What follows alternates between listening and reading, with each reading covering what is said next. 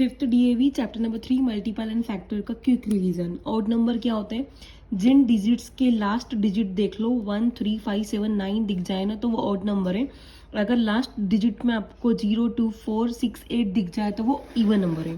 फिर एलसीएम कैसे निकालेंगे 9 एंड 18 का? मल्टीपल रूल से।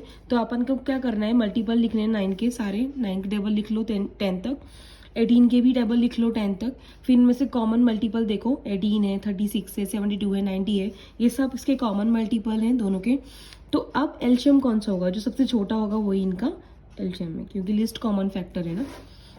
ऑल फैक्टर लिखने 24 के, तो 24 को 1 से दिमाग में सोचना स्टार्ट करो और खुद की उसकी टेबल तक पहुंचाना स्टार्ट करो कि वो किसकी टेबल में कितनी बार आता है। तो 24 1 की टेबल में 24 टाइम्स आता है, 2 की टेबल में 12 टाइम्स आता है, 3 की टेबल में 8 टाइम्स आता है, 4 की टेबल में 6 टाइम्स आता है, 6 की टेबल में 4 टाइम्स आता है, 8 की टेबल में 3 टाइम्स आता है, 12 की टेबल में 2 टाइम्स आता है, 24 अपनी टेबल में 1 टाइम्स आता है। तो ये जो सारे हैं ये सारे क्या हैं? इसके ऑल फैक्टर्स हैं, मतलब सारे फैक्टर्स हैं इसके। ये जितना आपको आता है कम से कम उस टेबल तक तो लिखो। नेक्स्ट, क्या 217 जो है डिविजिबल है 27 से? सिंपल है, डिवाइड करके देख लो। डिवाइड करने के बाद में अगर आपका रिमाइंडर नहीं बचता है तो यस, अगर रिमाइंडर बचता है तो नो। ट्री मेथड से सॉल्व करना है, प्राइम फैक्टर निकालना है, तो कैसे करेंगे? 30 है, ट्री फैक्टर में 2 की टेबल से, क्योंकि इवन नंबर है ना, सबसे पहले 2 की टेबल से डिवाइड करेंगे इसको। कितना आएगा? 15 टाइम्स। साइड में डिवाइड करके देख लेना कितना आता है, 15 टाइम्स आता है। फिर 3 की टेबल से इसको डिवाइड करेंगे 5 टाइम्स। तो ये कंप्लीट ट्री मेथड होता है। ऐसे ही 2 की टेबल से जब 84 को डिवाइड करूंगी तो 42 टाइम्स जाएगा। फिर 2 की टेबल से अगेन 42 को डिवाइड करूंगी 21 टाइम्स जाएगा। फिर 21 जो है ओड नंबर है, यहाँ 3 की टेबल से चेक कर लेती हूँ, इसको डिवाइड करके देखती हूँ। तो 3 की टेबल से इसको जब डिवाइड करा तो 7 टाइम्स जाएगा।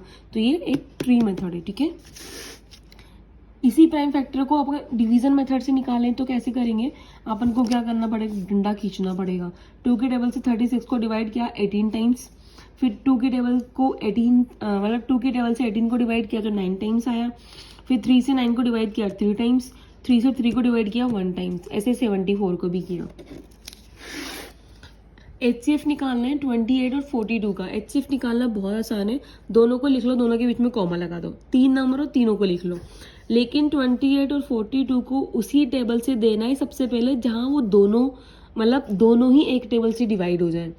यानी 28 भी इवन नंबर है, 42 भी इवन नंबर है। हम चाहेंगे कि दोनों 2 की टेबल से डिवाइड हुए, तो साइड में करके देख लो कितनी कितनी बार डिवाइड होते हैं। तो 2 से जब 28 को मैं डिवाइड करूंगी तो 14 टाइम्स जाएगा। 2 से जब मैं 42 को डिवाइड करूंगी 21 टाइम्स जाएगा। अब एक इवन नंबर है, एक ऑड नंबर है, तो ऑब्वियसली ये दोनों 2 की टेबल से तो जाने वाले हैं नहीं। तो चेक करते करते हम पहुंच गए 7 की टेबल पर। 7 की टेबल से ये 14 गया 2 टाइम्स और 21 गया 3 टाइम्स। अब ये दोनों एक साथ जाएंगे नहीं, तो इनको यहीं छोड़ दो।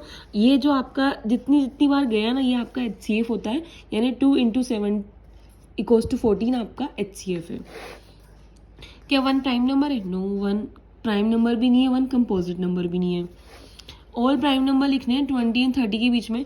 20 एंड 30 के बीच में है ना, तो आप उनके नंबर लिख लो पहले। तो 21 से लेकर 29 तक, 30 भी मैंने फालतू में ही लिख लिया, बीच में बोला है उसने, बिटवीन बोला है।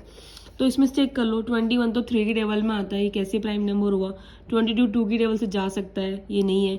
23 कभी भी किसी टेबल में नहीं आएगा सिवाय अपने टेबल में, तो ये और ये प्राइम नंबर है, बाकी सारे कंपोजिट नंबर है। हाँ, प्राइम नंबर क्या होता है? जो सिर्फ और सिर्फ खुद की टेबल में आता है, एक्सेप्ट 1 कभी प्राइम नंबर नहीं होता, कभी भी कंपोजिट नंबर नहीं होता। आपसे ये भी पूछ सकते हैं कि सबसे छोटा और इवन प्राइम नंबर बताओ 2, सबसे छोटा ऑड प्राइम नंबर बताओ 3। ये भी पूछ सकते हैं कि कंपोजिट नंबर क्या होता है? जो अपनी टेबल में भी आए, दूसरों की टेबल में भी आए। सबसे छोटा इवन कंपोजिट नंबर क्या होता है? 4। सबसे छोटा ऑड कंपोजिट नंबर क्या होता है? 9। हो गया ना क्विक रिवीजन।